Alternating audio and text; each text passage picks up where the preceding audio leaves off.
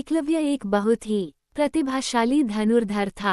वह बचपन से ही धनुष बाण चलाने का अभ्यास करता था। उनके पिता भी एक धनुर्धर थे और उन्होंने एकलव्य को धनुष बाण चलाने की कला सिखाई। एकलव्य बहुत ही मेहनती था। वह प्रतिदिन रात्रि धनुष बाण चलाने का अभ्यास करता था। वह बहुत ही जागृत आत्माओं में धन्य थी।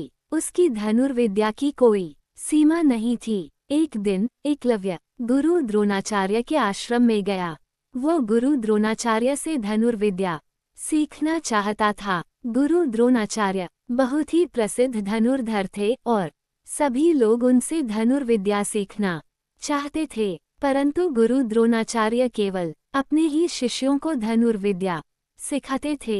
एकमात्र ऐसा पता था कि वह गुरु द्रोणाचार्य का शिष्य नहीं बन सकता था, परंतु वह बहुत ही प्रिय था कि गुरु द्रोणाचार्य से धनुर्विद्या सीखे। इसलिए उसने एक उपाय सोचा। एकलव्य ने एक मिट्टी की मूर्ति बनाई और उस मूर्ति को गुरु द्रोणाचार्य के रूप में मानक धनुर्विद्या का अभ्यास करने लगा। वह दिन रात उस मूर्ति के सामने धनुष बाण चलाने का अभ्यास करता था। गुरु द्रोणाचार्य एक दिन अपने आश्रम में टहल रहे थे, तभी उन्होंने एकलव्य को मूर्ति के सामने धनुष बाण चलाते हुए देखा।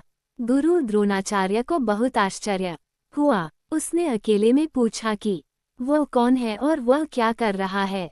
एकलव्य ने बताया कि वह गुरु द्रोणाचार्य से धनुर्विद्या सीखना चाहते थे, परंतु चूंकि वह गुरु द्रोणाचार्य का शिष्य नहीं बन सकता था, इसलिए वह मूर्ति के सामने धनुर्विद्या का अभ्यास कर रहा था। गुरु द्रोणाचार्य को एकलव्य की लगन और निष्ठा देखकर बहुत प्रसन्न हुए। उन्होंने एकलव्य को अपना शिष्य बना लिया। एकलव्य गुरु द्रोणाचार्य से धनुर्विद्या सीखता रहा। वह बहुत ही कुशल धनुर्धर बन गया। वह अपने गुरु के सभी शिष्यों से भी बेहतर धनुर्धर था। एक दिन गुरु द्रोणाचार्य ने अपने शिष्यों को एक प्रतियोगिता में भाग लेने के लिए कहा।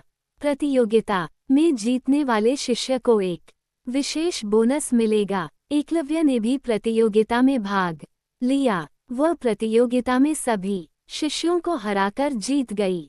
उसे विशेष धनुष भी मिला। गुरु द्रोणाचार्य एकलव्य की जीत से बहुत प्रसन्न हुए। उन्होंने अकेले में कहा कि वह अब एक महान धनुर्धर बन गया है। इस कहानी की सीख, एकलव्य गुरु द्रोणाचार्य से बहुत कुछ सीखा था। उसने सोचा था कि लगन और निष्ठा से कुछ भी हासिल किया जा सकता है, इसलिए हमें कभी भी मेहनत करना नहीं छोड़ना चाहिए। तो हमेशा मेहनत कीजिए और अपने सपनों को पूरा कीजिए।